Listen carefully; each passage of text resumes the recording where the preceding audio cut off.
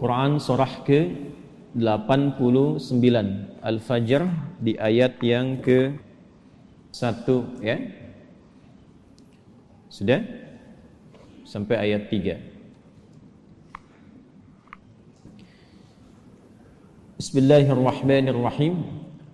Wal fajr walayalin ashr wasyaf'i wal watr.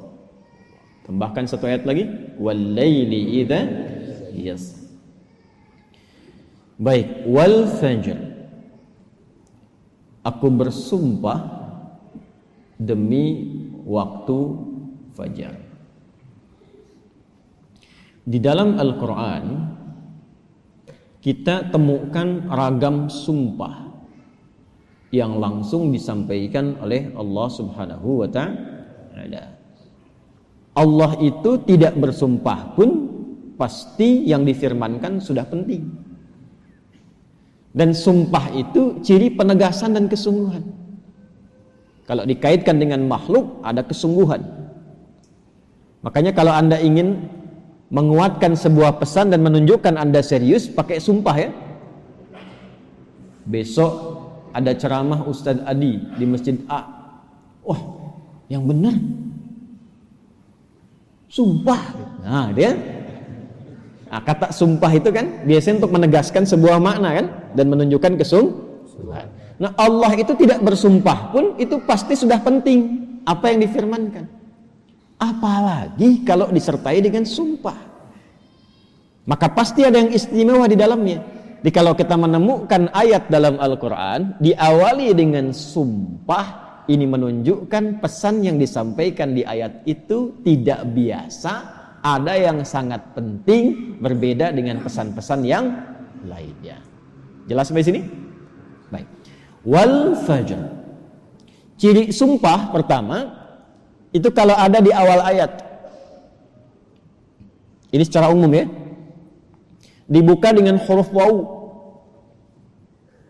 Ujung akhir kalimatnya, ujung kalimatnya itu harakatnya kasrah. Sudah? Misal, waw ketemu satu kalimat ujungnya kasrah. Wal fajri wal laili wasyamsi wadduha. Jadi setelah waw ada kalimat ujungnya kasrah. Nah, itu diartikan wawunya sumpah. Qasam namanya, wawil qasam. Kalau sudah dibuka dengan seperti ini, artinya informasi yang disampaikan setelah huruf waw itu penting, tidak biasa. Wal fajr, aku bersumpah demi waktu fajar. Ada beberapa pendapat dari kalangan ulama tentang fajar yang dimaksudkan di ayat ini. Jadi di sini Allah bersumpah dengan 5 hal. Ada 5 sumpah. Aqsamun khamsah, kata para ulama, terdapat 5 sumpah di dalamnya. 1, wal fajar, demi waktu fajar. 2, walayalin ashr, dan 10 malam yang istimewa. 3, wasyaf'i, wasyaf'i, demi waktu genap. Kemudian 4, wal watr. 5, wal laili idza yasr. Ada 5 di sini disebutkan, menunjukkan ada 5 yang istimewa. Saking istimewanya dibuka oleh Allah Subhanahu wa taala dengan sumpah. Baik. 1 fajar. Secara cepat saja. Para ulama setidaknya menyebutkan secara umum ada 2 pemaknaan di kata fajar di sini. Yang pertama yang dimaksudkan setiap waktu fajar. Itu penting. Setiap waktu fajar dalam setiap hari. Jadi ada satu yang istimewa, waktunya di waktu fajar dari sekian perubahan waktu yang kita alami dalam sehari.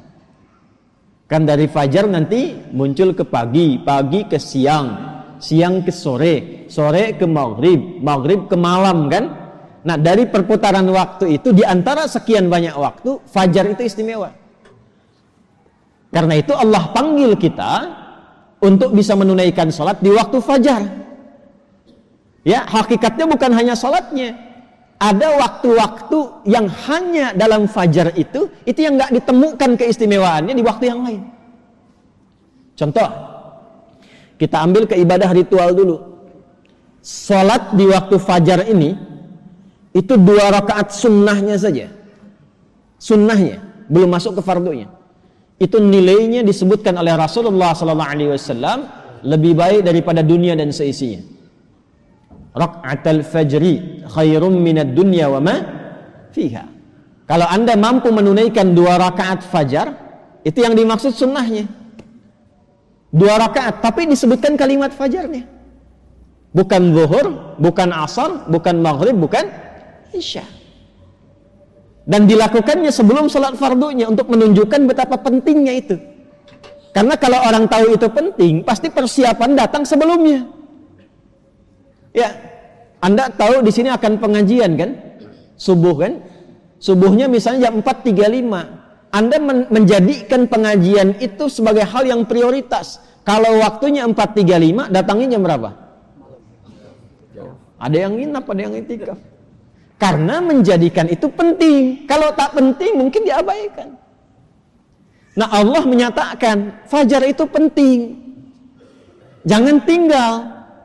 Bahkan saking pentingnya, ada di antara hamba-hamba Allah yang menyiapkan waktu fajar itu bangun dari sebelumnya sampai warming up dulu. Pemanasan supaya subuhnya itu, fajarnya itu bisa optimal. Bangun dari malam, Pak. Ada yang menjelang fajar itu membiasakan hatinya supaya khusyuk.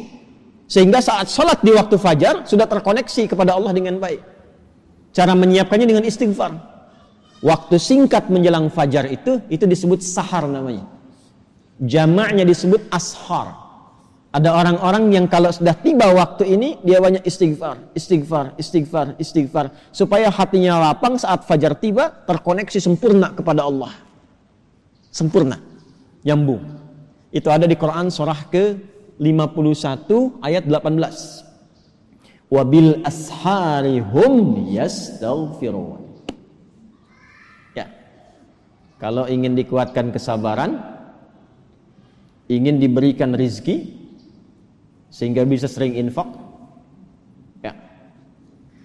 Ingin diberikan kemampuan menjalankan segala sesuatu dengan benar, menatap dengan benar, mendengar dengan benar, berjalan secara benar. Itu diantara amalannya, rajin istighfar di waktu sahar menjelang fajar. Dah, ini ijazahnya langsung dari Al-Quran. Surah ketiga Ali Imran di ayat ke-17. As-sabirina was-sadiqina wal-qanitina wal-munfiqina wal-mustaghfirina bil ashar. Ya. Quran surah ketiga Ali Imran ayat 17. Paling kiri sebelah atas tuh.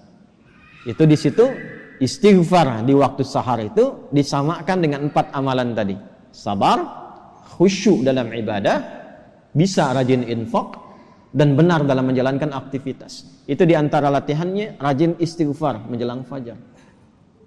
Makanya kalau sudah istighfar, terbuka hatinya, terkoneksi dengan Allah, itu ibadahnya akan lebih enak dibandingkan dengan yang jarang istighfar. Gitu. Alhamdulillah. Ada sifat qanitin di situ. As-sabirina wal qanitina. Sedangkan kita diminta salat itu dengan sifat kunut. Orangnya disebut qanit, jamaknya qanitin. Ada di mana ayatnya? Al-Baqarah ayat 238. Hafizu 'alas salawati was salatil wusta wa qumu lillahi qanitin. Tuh. Kalau mau salat, mau enak salatnya, jangan sekedar salat. Memang betul sudah selesai. Ya, menuntaskan kewajiban, beban kewajibannya hilang, tapi kenikmatannya dapat enggak? Manfaatnya dapat enggak? Kalau ingin menikmati salat, ingin dapat manfaatnya, dapat ketenangan, terkoneksi dengan Allah, doanya cepat dijawab, maka khusyuklah dalam salat. Nah, di antara cara mendapatkan khusyuk itu istighfar. Dibuka. Sehingga sekat-sekat yang membuka kita itu, yang menghambat koneksi kita dengan Allah itu terbuka. Ini dari Quran. Dari Quran. Nah, dibiasakan istighfar paling enak itu di waktu sahar menjelang fajar. Apalagi kalau bisa tahajud sebelumnya. Kalau bisa tahajud, ya, tahajud kemudian istighfar, terbuka hati, rajin memberi di situ, itu disebut langsung oleh Quran kalau dia bertahan dengan itu sampai wafat, itu disebut sebagai calon penghuni taman surga yang sedang beraktivitas di bumi. Itu Quran surah 51 ayat 15 sampai dengan ayat 23. Innal muttaqina fi jannatin wa 'uyun akhidhina ma atahum rabbuhum innahum kanu qabla dhalika muhsinin kanu qalila minal laili ma yahja'un. Itu tahajudnya. Wa bil ashari hum yastaghfirun. Itu istighfarnya. Nah, hakikatnya kita bangun malam itu, hakikatnya kita istighfar di waktu sahar untuk persiapan ke fajarnya. Salah satu maknanya itu. Makanya Nabi kan ya suka rebahan kan sedikit ya. Bukan rebahan yang sempurna. Ya kaum rebahaners nih ya. Ya, coba dicek tuh. Kalau ada rebahan Nabi itu miring sedikit ke kanan kan, setelah istighfar tuh nunggu-nunggu sampai fajar tiba. Supaya kesadarannya optimal. Ada apa di fajar itu sampai dipersiapkan sebelum itu? Sampai-sampai 2 rakaatnya lebih baik daripada dunia dan seisinya. Itu kalau dibaca pakai iman, gak ada yang bisa menandingi. Saya tanya antum, dikasih 1 juta atau 2 rakaat sebelum subuh? Ayo. Oh, masa? Huh? Coba dicek. Sana ada lomba balapan di sirkuit tuh. Berlangsungnya sebelum subuh. Siapa yang datang duluan di dekat situ, 10 tempat pertama mendapatkan bonus 5 juta. Cuma nonton aja dapat 5 juta. Tawaran kedua, datang ke masjid, tunaikan 2 rakaat sebelum subuh. Setelah azan tiba, dapat dunia dan seisinya. Lebih baik daripada dunia dan seisinya. Pilih mana? Nonton di sirkuit atau 2 rakaat sebelum subuh? Tuh, makin pelan jawabannya. Karena babnya iman, bukan akal. Akal yang dibimbing oleh iman itu lebih tajam nanti cara berpikirnya. Mampir lu aja ke masjid, ntar balik lagi ke sana. Berarti ada yang penting. Kalau antum ingin latihan jadi orang baik atau anak pengen jadi baik tuh, konsistenkan subuh. Kayak ulama tuh enggak banyak ceramah, enggak banyak cakap, bilang subuh aja, konsisten. 40 hari subuh terus, ya. Sering begitu kan ya? Nah, itu saya bahas ilmunya sekarang. Dan itu dari Quran. Makanya agak aneh kalau rajin ta'lim, rajin saling mencela. Salat kok menjadi saling menuduh. Orang salat itu bersih hati. Orang ta'lim itu bersih jiwa. Nah, cara memulainya fajar. Kenapa Allah bersumpah dengan fajar? Karena Allah menginginkan hambanya jadi baik. Itu pesannya. Nanti sifatnya beda dengan zuhur, beda dengan asar, beda dengan maghrib, lain dengan isya. Fajar itu pembukanya. Karena itulah saat fajar dipanggil, iman kita terpancar. Makanya saat tidur kalau dengar adzan, itu kan terpancar kan, sudah adzan. Dan sekelebat itu ada yang meminta kita bangun tuh. Allahu Akbar, Allahu Akbar. Bangun tiba-tiba dengar adzan. Itu yang terpanggil imannya. Ketika cahaya iman itu merespon suara adzan, itulah fajar namanya. Dari maknawinya. Dari segi waktu dia melatih keadaan kita jadi lebih baik, terkoneksi dengan Allah. Kalau sudah hatinya bersih, nyambung dengan Allah, doanya mustajab. Innallaha thayyibun la yaqbalu illa thayyibah. Kata Nabi demikian. Allah itu maha baik sehingga akan cepat menerima dari yang baik-baik. Hatinya sudah baik, sudah lapang, jauh dari maksiat, maka apapun yang dia minta dikabulkan oleh Allah Subhanahu wa taala. Karena itu saat-saat paling tepat untuk berdoa itu, memperbanyak doa itu saat fajar. Malaikat kumpul semua. Hadisnya sahih. Ya, inna malaikatal laili wa malaikatan nahar tajtami'u fi waqtil fajri atau kama qala Rasulullah sallallahu alaihi wasallam. Malaikat siang dan malam kumpul semua di waktu fajar. Alhamdulillah malaikat itu gaib. Kalau tampak tak jadi kita ke masjid. Sayapnya banyak tuh. Siapa? Israel. Balik lagi. Kumpul semua. Nah, kalau sudah kumpul malaikat itu banyak berkahnya. Berkah itu ziyadatul khair, bertambah kebaikan. Kalau doa diaminkan.